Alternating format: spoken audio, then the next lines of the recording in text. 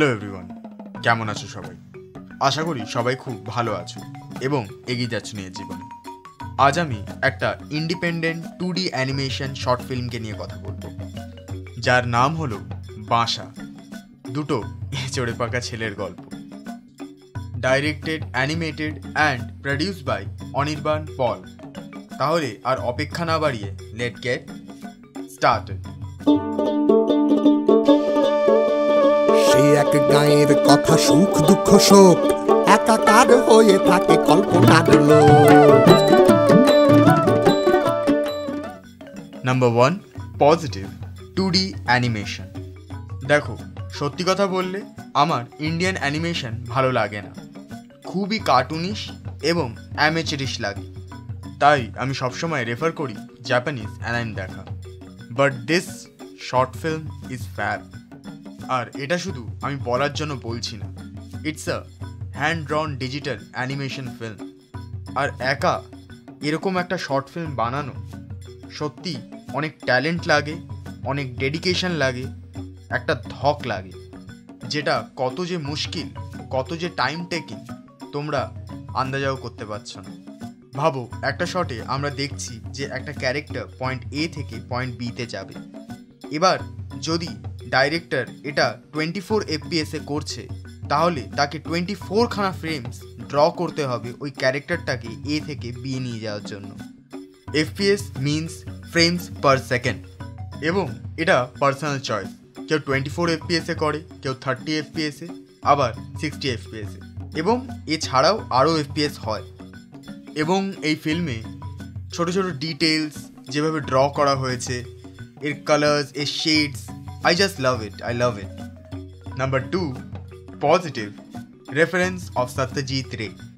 এই শর্ট ফিল্মে Satyajit Ray multiple reference আছে, স্পেশালি পথের পাঁচালী। সেটা ট্রেন সিকোয়েন্সটা হয়ে যাক, যা এর কিছু ডায়লগ, যা এর বিজিএম, যা এর ফিলিং অফ জয়, যেটা সত্যজিৎ রায় আমাদেরকে পথের পাঁচালীতে ফিল করাতে চেয়েছিল, সেটা এই শর্ট ফিল্মটাও করাতে পারে। Number 3, positive music. যেরকম আমি বললাম যে এর মধ্যে একটা সত্যজিৎ রায় ভাইবস আছে, সেটা আমরা এর মিউজিকেও শুনতে পারি।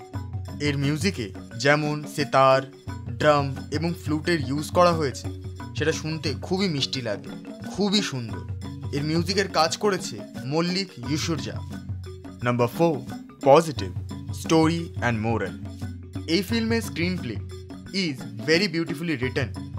গল্পটা কিন্তু সিম্পল, বাট যেভাবে কনভে করেছে, যেভাবে লিখেছে, ইটস ভেরি নাইস। এবং এর মোরাল কিন্তু অন দ্য ফেস আসে না, এর মোরালটাকে ফিল করতে হবে। আর আমরা যেমন দেখতেই পারি আমাদের আশেপাশে যে অ্যানিম্যালের ওপরে কত বেশি ক্রুয়ালিটি বেড়ে গেছে। শুধু অ্যানিম্যাল বলবো না আমি, প্রত্যেকটা অ্যাসপেক্টেই ক্রুয়ালিটি অনেক বেশি বেড়ে গেছে। তো এই শর্ট ফিল্মটা দুটো বাচ্চার মাধ্যমে একটা খুব ভালো মোরাল আমাদেরকে দিয়ে যায়। ওর ভাই যেমন শেষে ও দাদাকে খুঁজছে, তো ওটা একটা না ফিল হয় যে হয়তো ওই প্রাণীগুলোরও বাসায় কেউ অপেক্ষা করে আছে, তাদেরও বাড়ি ফিরে যাওয়া খুব বেশি important. Criticism, dialogues, audio mixing. দেখো, আমি প্রথমেই ক্লিয়ারলি বলে দিই যে এটা কোনো quote and quote negative point নয়, এটা খুবই একটা ছোট ক্রিটিসিজম। বেসিক্যালি এর ডায়লগসে একটা ঘ্যার ঘ্যারে ভাব আছে, এবং কিছু কিছু জায়গায় এর অডিও খুব ভালোভাবে সিঙ্ক করে গেছে, বাট অনেক জায়গায় ফ্রিকোয়েন্সিটা এত বেশি হাই হয়ে গেছে যার কারণে অডিওটা ফেটে যাচ্ছে। তো আমি সাজেস্ট করব যে অডিওর ফ্রিকোয়েন্সিটাকে 1 dB বা 3 dBর কাছাকাছি রাখার, তাহলেই কি হবে, অডিওটা আর ফাটবে না। ওভারঅল এটা একটা খুবই ভালো কাজ।